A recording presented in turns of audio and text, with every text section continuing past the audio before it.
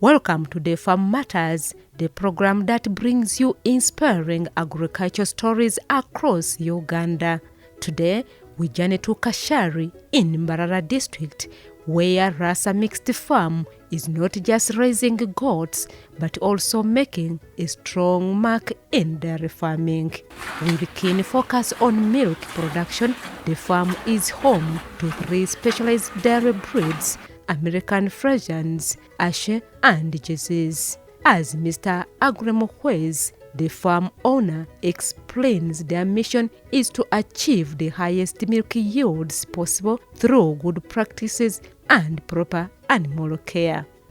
We have dairy cows, and the cows that we have are especially 3 types of breed. We have got a Friesian, American Friesian.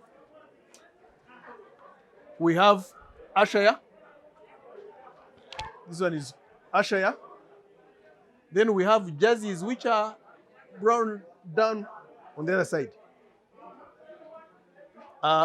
In dairy farming, because the aim is to get high milk, we always look at Friesians to be on the top notch. Now, for example, our high milk producer on this farm so far, we got 32 liters a day. And this is the one. This cow is the pioneer on this farm. I brought it here in 2013. It has calved 8 times. It still gives us more than 30 liters every day.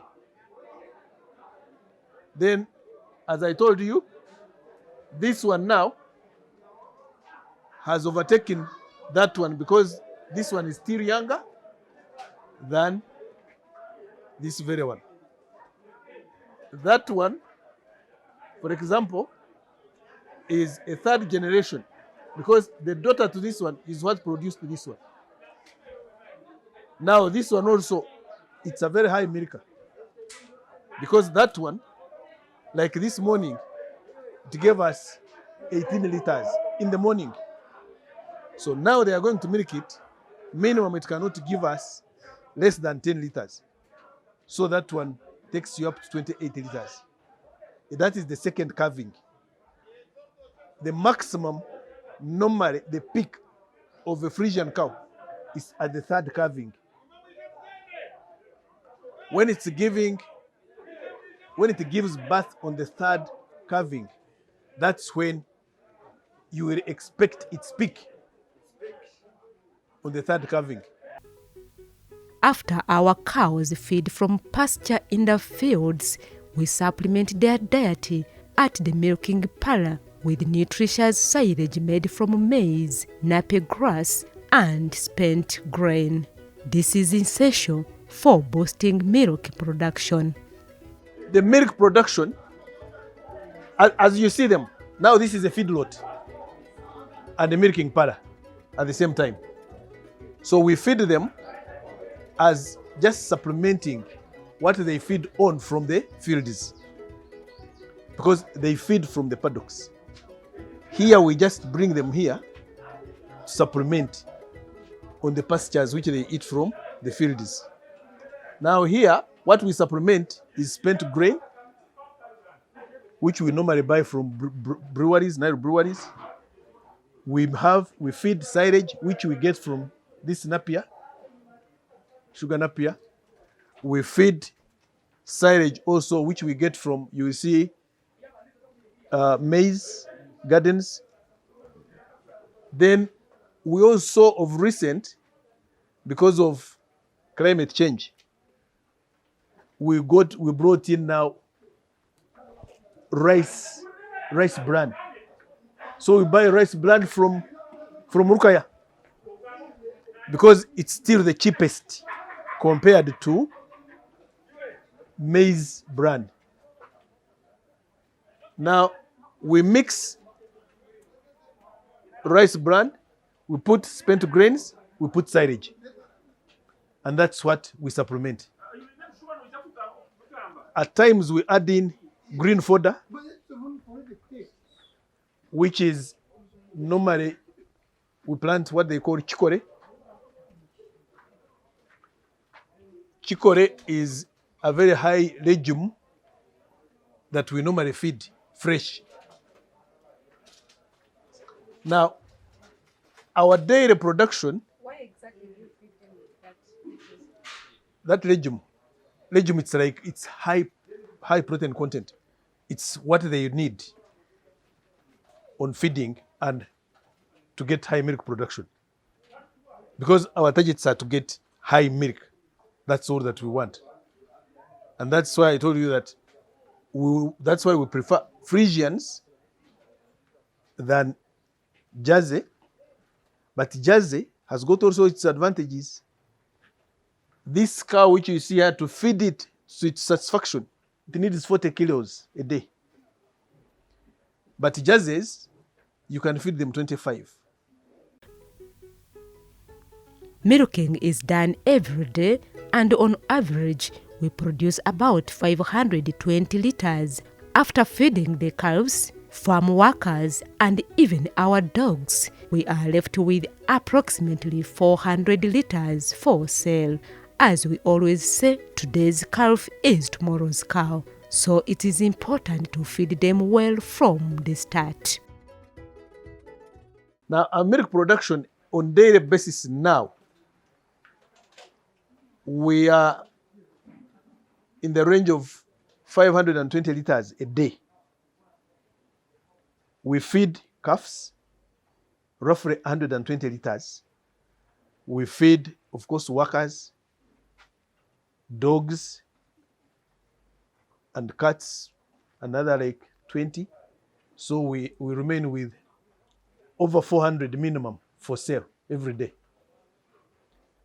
We have been lucky these days because the price of milk have not gone down because of the milk production in the market being low. That one has got its reasons, because when people get farms, when you inherit land, you split, you start selling.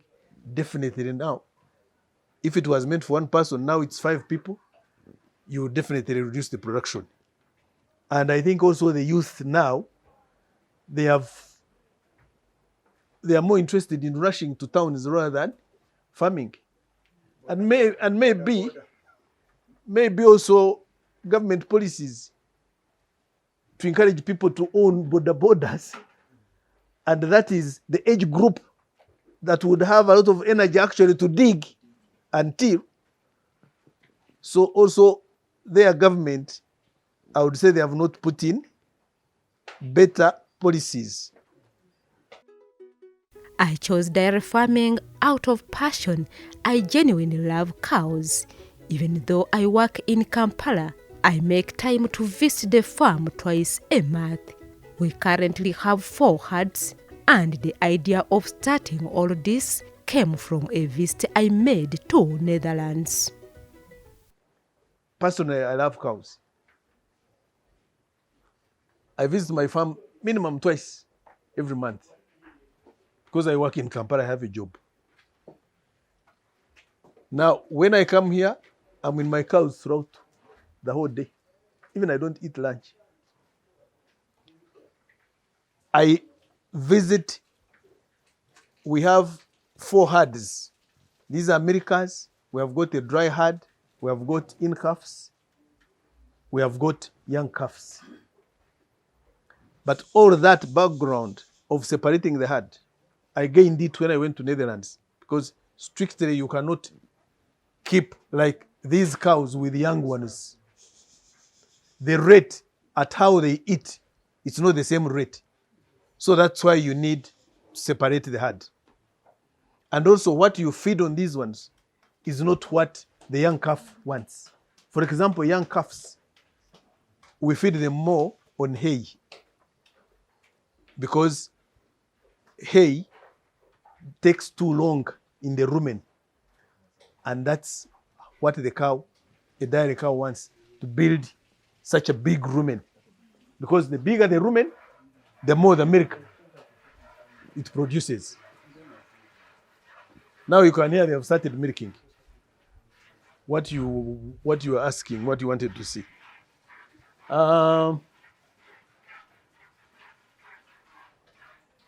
We have calf pens on the other side. So when it gives birth, we separate the calf from the mother. We only feed immediately. At times we can leave it with it for the night if it's like the first calving, so that it gets to be in the system that actually it has given birth. Because some of them at times become stubborn. Why should it give you milk when it doesn't even see the calf? So at times when it's stubborn, you notice it. You leave it with the calf for a day. So it knows now that it produced. So when you come to milk, it knows that actually there is a reason. Now, those calves, they stay in a calf pen for 60 days. Immediately when it's born, we feed it colostrum. Because it's colostrum that builds the immunity of the calf. The colostrum, you feed it as much as you can. As much as you can. Because you want it to have strong immunity. 5 liters. We normally have them, and depending on the body weight. Because the moment it produces, you measure. You get a tape measure for body weight. So you measure, and then we have got a card in each calf pen. You write the mother's tag number, the date, how many liters on colostrum. Then that one gives you a picture how many liters you should feed this calf for the first 7 days. Thereafter, if it is a heifer, we feed it 6 liters every day.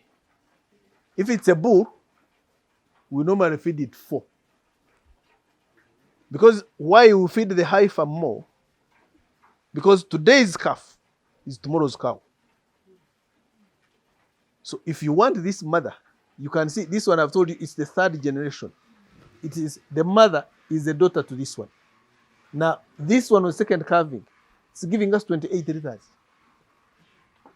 because it was well fed. I believe if it wasn't because of this dry season where we don't have a lot of pastures, I was expecting it to give us more than 30, because you can see the height, you can see the body weight, you can see the udder. The udder is not so long, it's within the body. You will find that this one was produced on a bull, from a certain bull. The bull which now, because as time goes on, there is improvement on the breed worldwide. So they keep improving on the breed. Apart from this one, this one, and this one. The rest, like this one, like that one, and all those ones down, they were born here. Cleanliness is absolutely vital, especially during milking. After milking, we weigh the milk using the scale to track exact liters collected. Hygiene helps us maintain milk quality and cow health.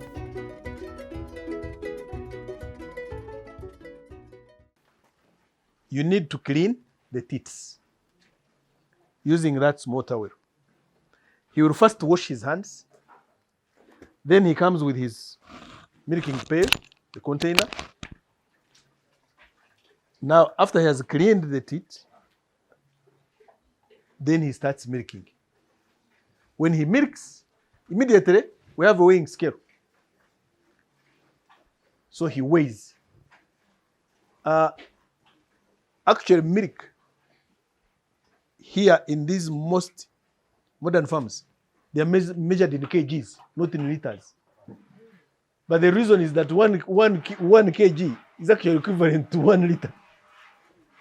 That's why we use weighing scales. I think you can see it's ready.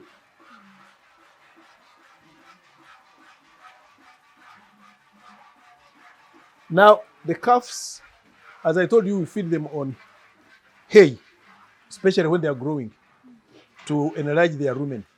Now, from here, after feeding, after milking, we have got that water trough. Water is just as important as food. Animals are like humans. You can't always tell when you are thirsty. That is why we ensure a constant water supply through water traps to keep them hydrated at all times. Because water, they are, apart from pastures, these feeds, water is the most important element when it comes to dairy feeding. Because this cow can drink 20 liters of water. And you see, most of them are well behaved. You don't need even to tie it. But if you see others down there, you first have to tie it. Make sure it doesn't. Actually, even now, I think even this movement, it's because we are here. And also milking, it's not that everybody knows how to milk. People will just pull. But for him, you can see he's just squeezing. He squeezes at a certain point. He doesn't pull.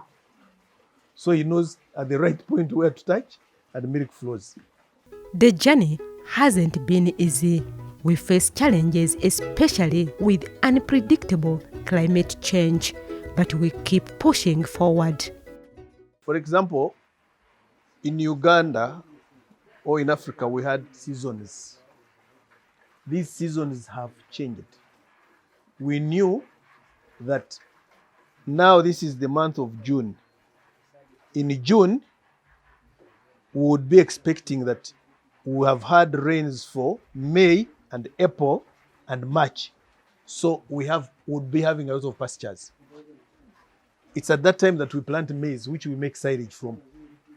We grow napier where we make silage from. But all that maize has not grown. But why I say climate change, it's not that all places are affected. Rain has been raining. If you pass somewhere, you'll find green pastures. Here you come, there's no pastures. So that's the climate change that we are talking about. When we were growing up, I had never seen that hill getting rain, and here you don't get it. If it's a rainy season, you would know it's a rainy season. You prepare for the rainy season. Dry season, dry season. But this time around, it has really, really changed drastically. So how has that affected you? It affects us so much because you have to increase on the cost, input cost that you have to in so buying supplementary. Because when they go to the fields, they don't find pastures. But if there would be pastures, you'd just feed very little, meaning you minimize on the cost input. Now, milk production reduces. But at times, there is also, during the dry season, milk prices. But now, so far, in this area, the milk prices has not changed because of low milk production in the market and high demand worldwide. Because you see of recent, milk being exported to Nigeria. We have Pearl Dairies, which exports powdered milk to America. So when we got those players in the market, milk prices stabilized a bit. But we still have that challenge. And even in some farms, water has dried up. But for us here, we have we had prepared our reserve dams, so we have water. Now that water, we have got a system of solar pump. It pumps down from the dam. It brings it into the reserve tank. Then the reserve tank distributes by gravity. So we have water troughs in each paddock. You just go and open, and you get water. Because this cow is like a human being. You shouldn't take it, feed it water, because you don't know when it's thirsty. You should have water in the farm so that it takes water as and when. Even at night, we have water in the night paddocks. Looking ahead, we plan to add value to our dairy products by 2026 if all goes well. The market for milk is already strong, and we are excited for what the future holds. If you look on our brochures, we have future prospects of value addition. But our targets were that if we hit production, if we get milk for sale up to a tune of 600 liters, we shall start doing our own value addition. Current, what is your production? We get around 520. And according to our brochure, we had targeted by 2026. But we still have these challenges. So we're in the process of, the Minister of Agriculture came here recently. He spotted us among many to give us a tractor. Because we don't have a tractor, we now only hire, depend on other people's tractors. Dairy Development Authority gave us a milking machine, but the milking machine, we have not yet installed it because it has got its own challenges of maintenance and power, electricity, which is not, at most of the time is on and off. So we hope that soon, once those challenges stabilizes, and another main challenge in this dairy farming is acaricides. We have fake acaricides in the market, what we use to spray. For example, on this farm, we spray twice a week. We have got a spray race. Twice a week. Yes. We spray twice a week. And for us, we have maintained a company called Norbrook.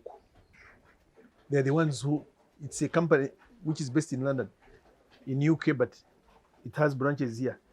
We still believe in their products.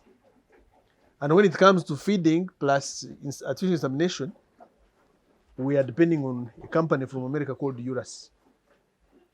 Urus is the one that gives us best semen for these American Friesians. So that's how far.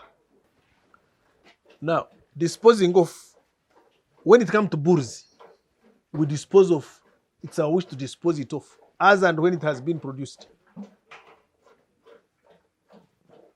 The bull. Why a bull?